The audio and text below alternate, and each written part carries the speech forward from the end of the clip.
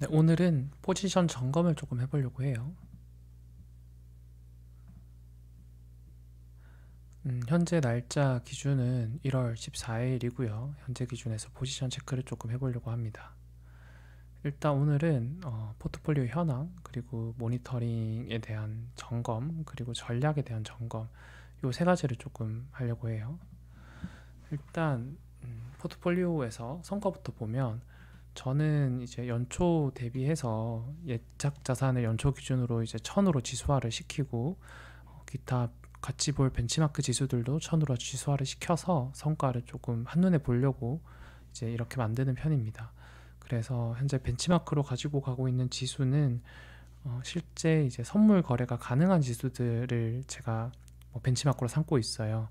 예를 들면 지금 삼고 있는 것들은 코스피 2200에 대한 지수, 코스닥 150 지수, 그 다음에 S&P 500에 대한 선물 지수, 그 다음에 나스닥 100에 대한 선물 지수, 이렇게 네 가지를 벤치마크로 삼고 있고요. 그래서 현재 지수는 이제 1073 정도를 달성하고 있고, 이제 그래프를 보면 아시겠지만 벤치마크 지수들 대비 수익률 측면이나 아니면 제가 좀 중요하게 생각하는 변동성, MD들이 지금 측정하진 않았지만 변동성 측면에서도 아웃퍼폼하고 있는 상황이라고 판단이 돼요. 물론 기간이 되게 짧긴 합니다만, 이 이유는 주요 의사결정이 전반적으로 방향성이 맞은 것 때문에 그렇긴 해요. 그래서 이런 측면에서 반대로 조금 아쉬운 측면은 1월 중에 현금 비중을 30%가량 유지하고 있었는데 투자 규모를 조금 늘려도 좋지 않았을까라고 생각하긴 합니다. 이제 리스크를 줄이는 목적에서 저는 해지 포트폴리오를 구성해서 투자를 하고 있거든요. 그러니까 국내 주식을 이제 더 처분을 많이 할까에 고민이 조금 있던 찰나에 이제 국내 주식이 조금 아쉬워서 국내 주식은 그대로 비중을 유지하고 이거의 위험을 조금 줄일 수 있는 해지 포트폴리오를 구성해가지고 투자를 하고 있는 상황입니다. 그래서 전반 위험을 낮춰놨던 것을 고려하면 전체 투자 금액을 더 늘리는 게 적합했을 수도 있을 것 같아요. 이 고민을 별로 많이는 안 했어요. 이에 따라서 제가 이번에 예측이 조금 맞은 편인데, 항상 이렇게 맞을 수는 없지만 예측이 이번엔 좀 맞았어요. 그런데 그거에 비해서 투자 수익이 조금 아쉽긴 해요. 바텀업 투자자나 종목 위주의 투자자들은 이제 현금 비중을 이제 가져가는 것으로 시장 리스크를 대비를 보통 하죠. 근데 제가 위에 얘기한 걸 좀 더 상세하게 얘기해 보면, 탑다운 투자자들은 해지 포트폴리오를 구성해서 투자하는 경우가 많아요. 이런 경우에는 포지션 간의 베타나 이런 것들을 고려해서 서로 상대 간의 이제 움직임을 고려해서 조합을 짜는 거죠. 이 과정에서 위험을 관리하는 거고요.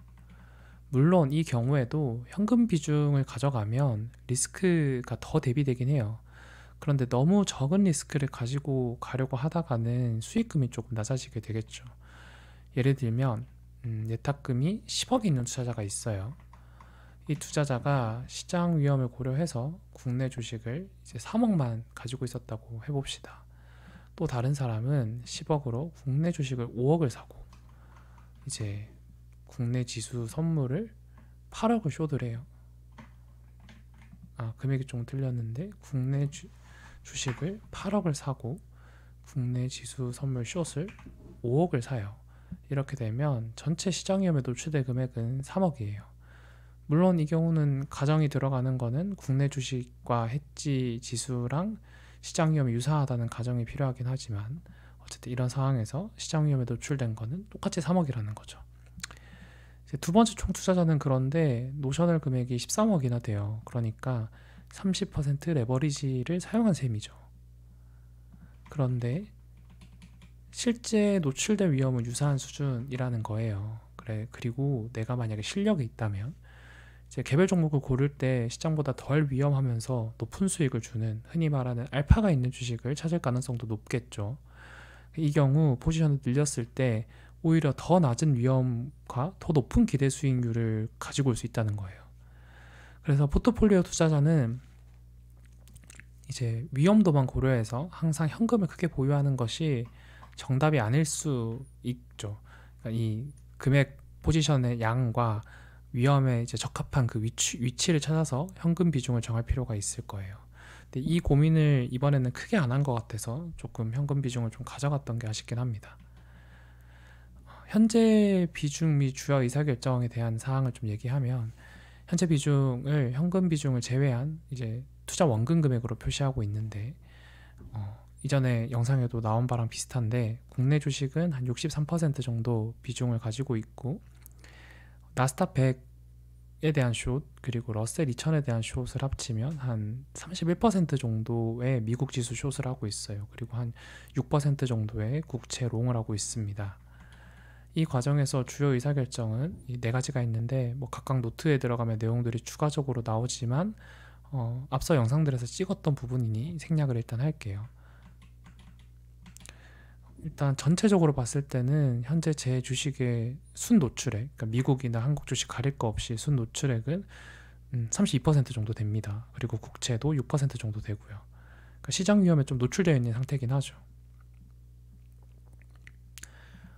이제 모니터링 내용을 조금 점검하면, 이제 매크로 모니터링 내용부터 조금 들어가서 보면, 일단 최근에는 이제 특별한 건 없어요. 뭐 옵션 트레이더들이 금리를 5.0% 수준을 좀 고려하고 있다더라, 이런 얘기들이 조금 들리고 있고, 이제 국내 지수가 최근에 1, 2% 하락을 했는데, 미국 시장에 대한 금리 변화에 대한 조정분이었죠. 그래서 추가적인 미국 조정이 있을 때 2,400까지도 하락할 수 있을 것 같다 정도의 얘기들을 모니터하고 있고, 물론 이후에 조금 반등하긴 했어요. 그리고 2025년에 미국 국채 리파이낸싱 필요 규모가 8조 달러에 이른대요. 그리고 그 중에서 1월, 2월에 만기가 집중되어 있는 편이에요. 약 한 3.2조 달러, 대충 비율이 한 40% 정도 되겠죠. 그래서 금리 변동성이 확대될 가능성이 있어요. 그래서 매크로의 포인트는 사실 금리 말고는 추가적인 리스크는 없는 편이에요. 금리는 단기적으로 고용 서프라이즈 등으로 상승하긴 했고, 오늘 이제 정책이 조금 완화적일 거라는 뉴스로 하락을 일부러 했지만, 이러한 부분들이 구조적인 요소는 아니라서 이제 추세를 지금 결정하고 있는 상황은 아니기 때문에 너무 신경 쓸 필요는 없어 보여요. 다만 이제 금리 리스크가 발생할 수 있다는 점에 대해서만 주의를 하면 될 것 같아요. 그리고 국내 정치 리스크는 해소되는 움직임이 조금 보이는 것 같긴 해요. 아직 왔다 갔다 하고 있지만.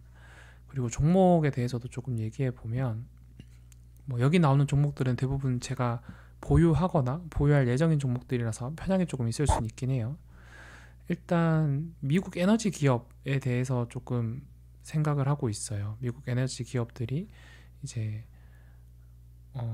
트럼프의 정책 자체가 에너지 기업들에 이제 도움을 주는 정책들을 펼치고 있고, 그리고 근데 화학 제품을 생산하는 업체는 중국이 지금 저가 물량 공세를 많이 하고 있어서 우리나라 화학 업체들도 어렵죠. 그렇기 때문에 미국도 화학 제품을 생산하는 업체보다는 에너지 생산에 집중하는 회사들이 더 좋을 것 같다 정도로 체크하고 있어요. 그리고 위에 두 가지는 조선업 관련 얘기인데, 조선업 관련해서 현재 이제 기회들이 보이고 있는 거죠. 그러니까 미국이 이제 중국 조선업에 대해서 제재를 할 것이다라는 얘기를 하면서 이제 더욱더 한국에 의존적인 부분이 많아질 것 같고요. 오늘 나온 기사도 산업부 장관이 트럼프 정부 주요 인사와 조선업 협력 방안을 논의를 했다고 하는 것부터도 이제 기대감이 계속 긍정적으로 이어지고 있는 것 같아요. 그리고 엔터에 대해서도 이제 올해 블랙핑크랑 BTS 완전체 컴백이 되어 있고, 그리고 최근에 스트레이트 키즈에 대한 빌보드 성적도 양호한 것 같아요. 그리고 신인 그룹들도 데뷔를 많이 하고 괜찮은 신인 그룹들도 있는 것 같고, 이런 전반적인 상황이 엔터 전반에 호황 가능성이 있을 것 같아요. 그러니까 엔터 주식들은 사실 하나만 치고 나가는 경우가 많이 없고, 가려면 전반적으로 다 좋아지는 상황에서 특정 엔터 그룹들이 이제 아웃퍼폼하는 경우들이 있겠죠. 그래서 일단은 기회를 보려면 엔터 전반이 괜찮아져야 되는데, 그런 관점에서 올해는 일단 괜찮은 해가 될 것 같다고, 일단 제가 엔터주를 좀 보유하고 있기 때문에 말씀드린 것처럼 편향은 있을 수 있어요. 그리고 이제 전략 쪽으로 좀 넘어가서 얘기를 해보면, 일단 저는 국채 금리를 4.8%, 5%에서 분할 매수를 조금 계획하고 있습니다. 노트 들어가서 잠깐만 보면 현재 시나리오로 4.8% 도달하는 경우 1차 매수 5%까지 도달하는 경우 2차 매수의 방향성을 고려하고 있고, 많은 사람들이 5%를 중요한 분기점으로 보고 있는 것 같아요. 이거는 뭐 리포트라던가 기사라던가 아니면 다른 전문가들이 하는 말들을 종합적으로 판단한 거고요. 이제 경험적으로 이런 경우에 리스크가 발발할 가능성은 높아요. 그런데 5.0%까지 갈 가능성은 역으로 높지 않는 편이에요. 그러니까 국제의 경우에는 그래서 4.8이랑 5.0을 두고 4.8% 시점에 1차 매수를 계획하고 있어요. 혹시나 5.0%까지 갈 가능성을 고려해서 2차 매수도 계획은 하고 있고요. 이거에 대해서는 뒤에서 조금 더 상세히 얘기해 볼게요. 그래서 현재는 이러한 전략을 수정할 만한 트리거는 없었던 것 같아요. 위에 말했던 것처럼 매크로 모니터링에 대한 국제 얘기들이 조금 있긴 했는데 이 전략을 수정할 만큼의 특별한 변동은 없던 상태예요. 기존에 투자하던 국제 포지션은 20년물이랑 30년물 같은 초장기채 ETF 상품을 투자하고 있었어요. 그리고 한 해치가 걸린 상품으로, 이유는 이제 초장기채가 이제 상대적으로 조금 더 고평가됐다, 그러니까 금리가 더 많이 올라간 편이다라고 판단했던 측면이 하나가 있고, 그리고 환율이 또 조금 떨어질 거라고 생각을 했기 때문에 환해지가 걸린 상품을 찾다 보니 이제 국내 상장된 ETF를 찾아서 투자를 한 거죠. 구체적으로 국채 매수는 지금 기준에서는 30년물이 10년물에 비해서 단기적으로 조정을 덜 받았어요. 그래서 이 괴리율을 고려하면 이제 추가적으로 매수가 나갈 금액은 10년물이 조금 더 좋아 보여요. 이 경우에는 10년물 금리 선물에 매수하겠죠. 구체적인 상품 매수는 금리가 4.8% 도달했을 때 이제 국채 연물들의 위치 등을 고려해서 선택해야 될 것 같긴 해요. 사실 근데 전일 미 증시에 선물이 단기적으로 4.8%에 도달을 했어요. 그런데 매수는 하지 못했어요. 이게 자기 전에 이제 4.8이 된 걸 보고 떨어지는 걸 좀 보다가 안 나오겠구나 하고 사실 잤는데, 사실은 매수를 걸어놓고 잤어야 됐죠. 그래서 잔다고 걸어놨는데 아쉽게 금일의 소폭 금리가 하락 중이죠. 그래서 만에 하나 다시 한번 만에 하나까지는 아니고 발생 가능성이 꽤 있다고 봅니다. 다시 한번 4.8%에 도달하는 경우 1차 매수를 실행할 예정이고요. 금일 트럼프 정책이 일부 완화될 거라는 신호로 금리가 소폭 하향되긴 했는데 언제든 다시 인플레이션 이슈로 급등할 수 있다고 봐요. 아직 인플레이션 이슈가 완전히 잡힌 상황은 아니다 라는 상황이고, 이제 위에 얘기한 금리 리스크에 대해서 조금 더 상세하게 풀어서 얘기를 하면 이해 안 가시는 분들이 있을까봐, 시장이 많이들 우려하고 있는 리스크는 보통 터지긴 하는 경우가 많아요. 이제 그 이유는 헤지 펀드들이 숏 포지션에 대한 매도세일 수도 있고 다양한 원인들이 있을 수 있어요. 그런데 보통 이런 환경이 발생하는 것은 그 리스크가 대두됐을 때 그 악재에 대한 민감도가 높아져서라고 봐요. 달리 말하면 평소에 조정을 안 할 만한 지표 수준이 나오더라도 과하게 해석해서 악재로 해석할 여지가 많다는 거예요. 그러니까 그 트리거가 정확히 무엇일지 예측하기는 매우 어렵죠.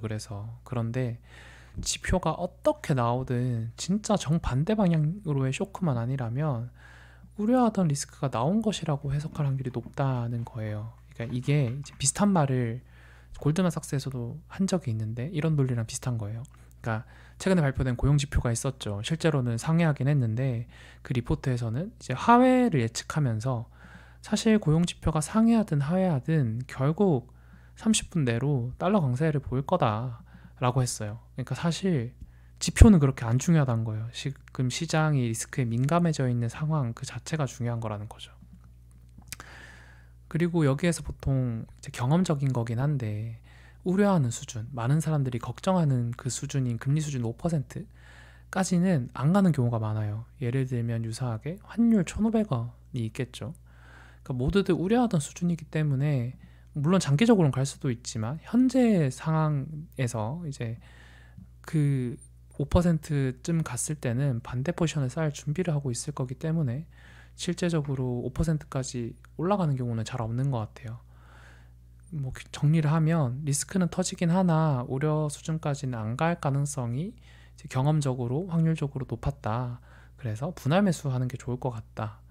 이러한 내용들 때문에 저는 4.8% 수준에서 1차 매수를 하고 한다는 전략을 세운 거죠. 그리고 포트폴리오 점검 쪽을 넘어가면 이제 제 포트폴리오를 주기적으로 한번 리프레시해서 새롭게 볼 필요가 있어요. 제가 실수하는 부분들이 있을 수도 있으니까 매몰되어서. 그래서 현재 포트폴리오는 금리 리스크에 대한 헤지를 고려하여 국내 주식들을 투자하고 있는 거라고 해석하면 돼요. 네, 현재 봤을 때 지금의 헤지율을 변경시킬 만한 특별한 트리거는 없어요. 그러니까 조정은 예상 범위 내의 조정인 것 같아요. 그러니까 추가로 헤지율을 높이려면 아랫방향으로 가는 것에 대한 확률적 우위가 있어야 되는데 이제 트럼프 취임으로 성장을 강조하면서 또 성장을 할 수도 있어요. 그러니까 상승할 수도 있어요. 그러니까 추가 인플레이션 리스크를 더 반영을 하여 하락할 확률이 반반으로 봐요. 그러니까 상승할 확률과 하락할 확률이. 그런데 이제 미국 조정 대비해서 한국 시장 조정은 2대1 정도 비율로 나타날 거라고 저는 보고 있거든요. 이유는 이제 절대적 밸류 차이가 조금 있고, 그리고 한국은 정치적 리스크가 해소되고 있는 중이기 때문에 조금 더 리스크가 낮다고 해석될 소지가 있어서 한 2대1 정도 비율로 판단이 돼요. 그래서 현재 헤지율을 당장은 바꿀 필요는 없어 보인다. 그런데 고려해야 될 만한 리스크는 이제 달러 강세와 금리 수준 그리고 환율 사이의 갭이 조금씩 커지고 있다는 건 조금 우려하고 있어요. 그러니까 단기적으로 환율이 1485원까지 과하게 오른 측면이 있었는데 금리나 강달러가 올라가는 속도에 비해서 환율은 상대적으로 좀 내려와서 안정적인 편이죠. 물론 높은 수준이긴 합니다. 그렇지만 이 둘 간의 갭이 더 커진다면 국내 리스크가 조금씩 더 높아진다고 평가하는 게 맞을 것 같아요. 그래서 금리가 조금 더 올라갔는데 환율이 버티거나 또는 환율이 하향 안정화되었는데 금리가 버티고 있으면 어느 쪽 방향이든 이 괴리에 대해서 헤지율을 조절을 하든 새로운 배팅을 하든 할 필요가 있어 보여요. 또는 위에 언급한 것처럼 국채에 대한 추가 매수가 들어간다면 금리 하락에 대한 포지션이 늘어난다는 관점에서 추가적인 헤지를 고려할 필요가 있어요. 다만 해당 시점의 매크로 지표들을 현재 예측하기는 조금 어려울 것 같아요. 그래서 이거를 이제 현재 대응을 다 정해놓기 힘들 것 같고 실제 국채 매수를 했을 때 포트폴리오에 대한 추가 구성을 좀 고민해보고 이렇게 할 예정입니다. 현금 비중 아직 좀 여유가 있으니까요. 그 전까지는 현재 헤지를 유지할 거고요. 그리고 저한테 좀 주는 숙제 같은 개념으로 스터디 필요 항목을 좀 정리해 봤는데 현재 상황에서 혹시나 미국 주식이 과하게 조정을 보일 가능성도 있다고 봐요. 이 과하다는 거는 한 5% 이상의 조정을 얘기하는 거긴 해요. 물론 이 과정에서 한국 주식도 조정을 받을 거예요. 근데 미국 주식의 조정이 더 클 것 같아요. 그런데 현재 조정은 저는 단기적으로 끝날 조정이라고 보거든요. 그러니까 인플레이션에 의한 조정이지 성장이 무너진 조정은 아닌 거예요. 그렇다면 미국 주식들 중에 단기적으로 기회를 주는 종목들이 생겨날 수 있겠죠. 추가 여유가 발생한다면 이제 단기적으로 조정이 많은 보인 항목 중 트럼프의 정책 내에서 좋은 영향을 받을 만한 주식들은 기회를 줄 수가 있을 것 같아요. 이런 종목들에 대한 스터디가 필요하고 하락이 찾아온다면 이런 주식들을 매수할 예정입니다. 현재는 이제 좋을 만한 주식들로 보고 있는 거는 금융이나 에너지 섹터 정도를 생각하고 있고 AI도 물론 좋겠죠. 그런데 얼마나 조정받냐에 따라서 AI를 살 수 있을지 말지는 좀 고민해 봐야 될 것 같습니다. 네, 오늘까지 이렇게 포지션 정리 체크를 했고요. 오늘 영상이 도움되셨다면 좋아요와 구독 부탁드립니다.